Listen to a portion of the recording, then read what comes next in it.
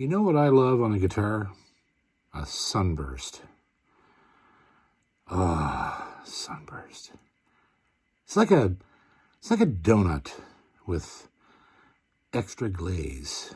A pizza with extra cheese. It's like a... damn, I'm hungry.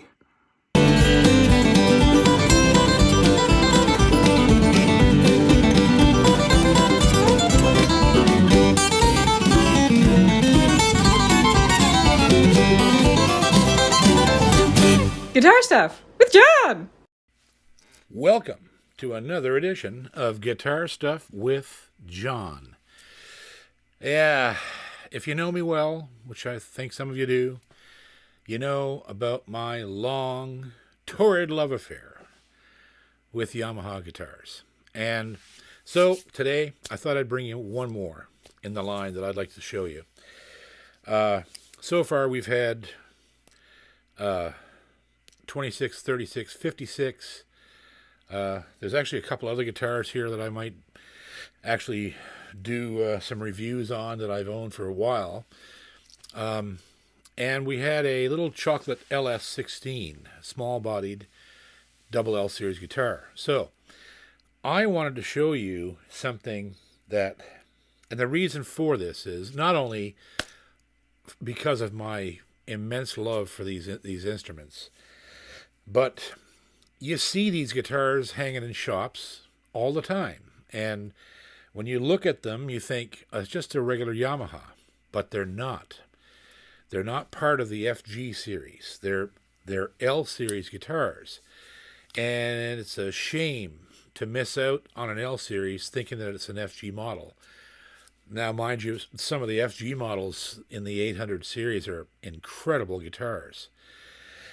But you can see one of these bad boys and think, that's just a regular old Yamaha. You'd be wrong. For instance, you might be looking at one of these. This is the double L16 Yamaha with this gorgeous Sunburst finish on it. All made in rosewood, solid rosewood, bound in maple, ebony bridge, ebony fingerboard, tusk, saddle, and nut, etc., etc. And if you pass this guitar by, you could be making a big mistake. Just telling you, just saying, because this.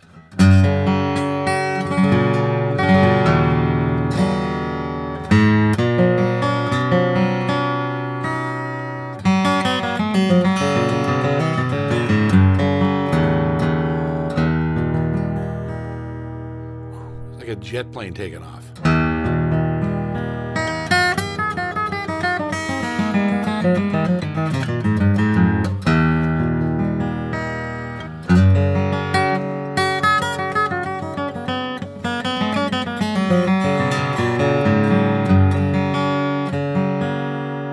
And of course, these are just the old bench strings on it.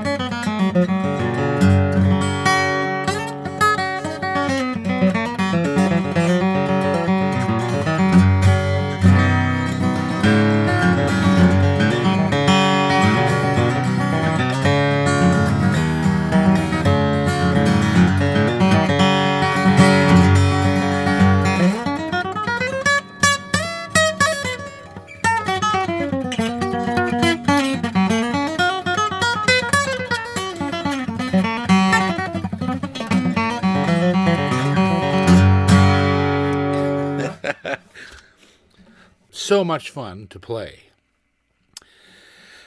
And under $1,000, around $1,000 Canadian. Mind you, in the States, this will be even cheaper. Now, are they all like this one? No, because they're a factory-made guitar. They're made in the Chinese shop under strict supervision by people who only handle L-series guitars. But that's why they're so incredible. They're built to a standard, as all these Yamahas are.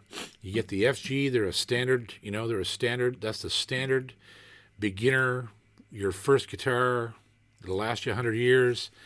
And then when you step up into the L series, you're starting to deal with a protocol and a standard of building that's another step, right? And these guitars are built to that specification, whether they're done in China at the shop under a master luthier with a large group of technicians, or when you start to get into the L26 and above, 26, 36, 56, 66, 86, these guitars are built by, a very small group of luthiers in Hamamatsu under one master builder. But you can tell, you can hold this guitar and play it and see it and realize that it's built to stringent specifications. And do they all come out like cannons? No. But the ones that do, and there's a large percentage of them that do, man, they're just absolutely beautiful, beautiful guitars.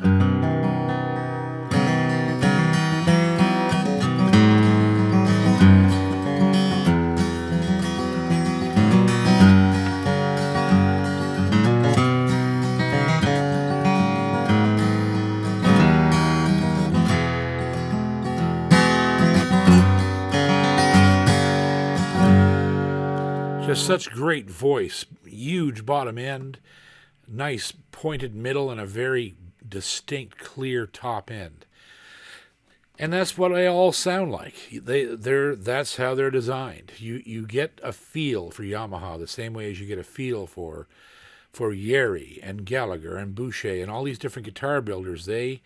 Their sound is like a fingerprint, and the Yamaha fingerprint is one of my all-time favorites. The neck on this guitar is just like silk. It's so well finished, and it's got this nice round profile right down to the nut, and you just feel like you're just grabbing onto a lot of sound. You're hearing with your fingers, as they say.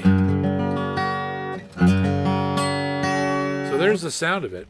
Let's take a close look at the guitar so you can get a feel for what it's like up close and see the build. And of course, we start right at our little headstock here. There's that beautiful Yamaha. Those are, in this shop, I believe, put on by a machine, but in the custom shop, they're put on by hand. It's got the standard gold Yamaha tuners, Grover style, I believe they are, or Goto, probably Grover, but they have Yamaha stamped on the back, I believe.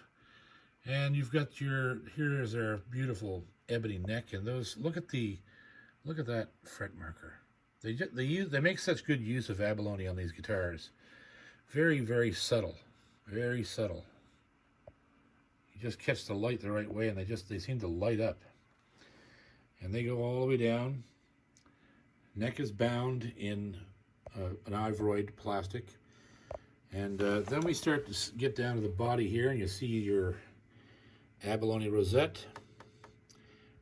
There's your leather LL16 sticker on the inside, signed by Hiroshi Sakurai. And there we go, there's our bridge.